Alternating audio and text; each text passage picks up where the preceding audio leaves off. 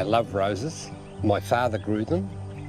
I love the perfume in a rose. I find that very relaxing and good for my spirit. See, this is all new. It's also an opportunity to spend time in nature, which I find rather relaxing.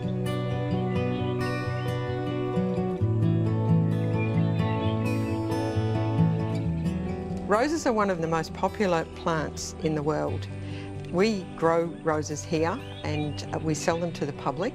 We post them around Australia. We went off to the World Rose Conference, which was held in Sydney, and Graham won the Australian Miniature Rose Championship with the set of roses that he put up. And one of those roses was a miniature rose called Tracy Wickham.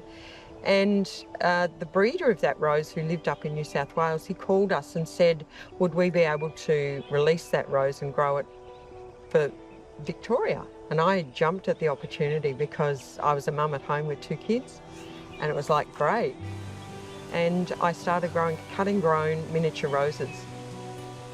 Yeah, that was the start of what we did, and people would come and they would want different roses, and I thought, I don't have those roses, I've only got miniature roses. It didn't take me long to work out, why don't you get more roses? So we bought in roses, every type. We ended up applying to the council for a permit so that we could function and operate a nursery. A lady came into the nursery at Kilmore and she said, Diana, this property out at Clonbinane, you must come and buy this property because if you don't buy it, there's going to be a horse paddock.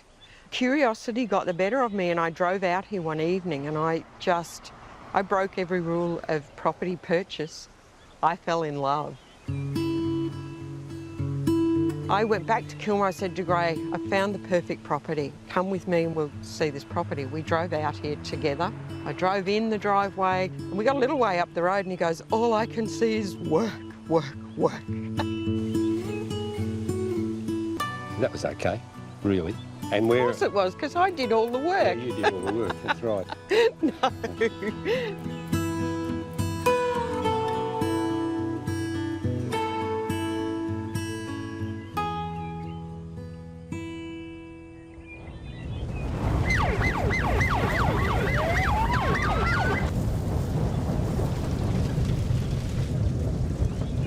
With the Black Saturday, you could see the big cloud and the height in the sky, and we were on the back veranda, and the fire at that time was in the south. So we sort of waited for it to come, and you could hear it. All you can do is hear the roar, just like the surf at Torquay.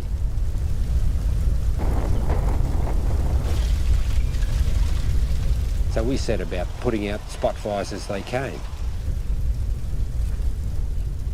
We had no power, we had no phones for 6 or 8 weeks, yet we wanted to stay in our home, and that's exactly what we did. And from the day of the bushfires, exactly 1 month later, we replanted the front garden with oak trees.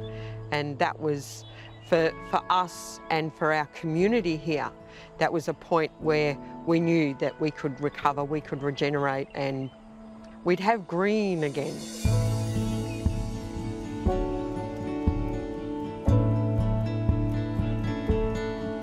When I look back now, from when we first started, which was what, 35 years? Yeah, it's a bit more. And I look at the newer varieties coming through now, they're so much more healthier. Roses do need to be fed, but if we can use organics, it is much better for the soil and much better for the microbes in the soil that we are now becoming a lot more aware of through science and research. They should never be overwatered.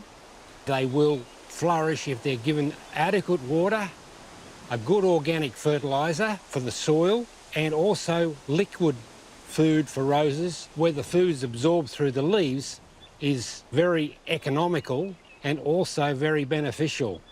And then through the year, once the flower has finished, you can prune back, in the old language, up to 6 to 9 inches, and that will enable the gardener to have a rose back on that stem within 60 days.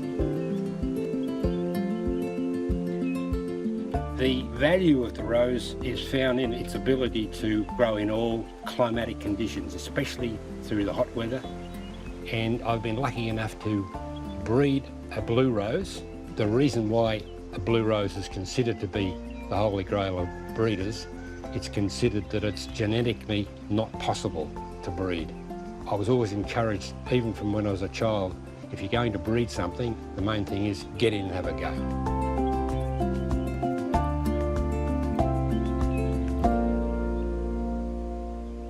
When I wake up in the morning, I just love coming out here with my cuppa, sitting here and enjoying the vista. And it really inspires me to help other gardeners get on and create lovely gardens for themselves.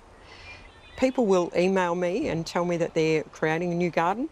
They can come here to the nursery, and as long as they bring their ideas with them, even some photographs. I love it when we get photographs of what they love and how they see the end result. It's really wonderful that it becomes their garden. I love that part of what I do.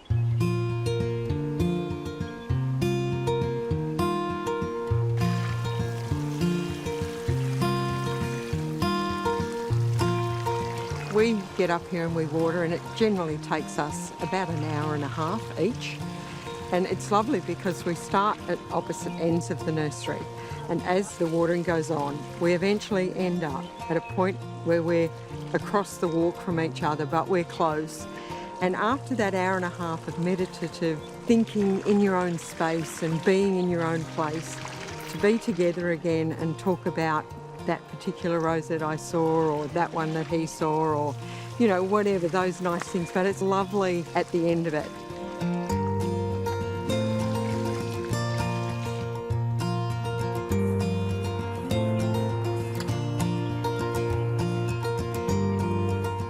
My legacy is that I was privileged to take this garden, be the custodian of it, nurture it, love it, and make it better than when we first came here.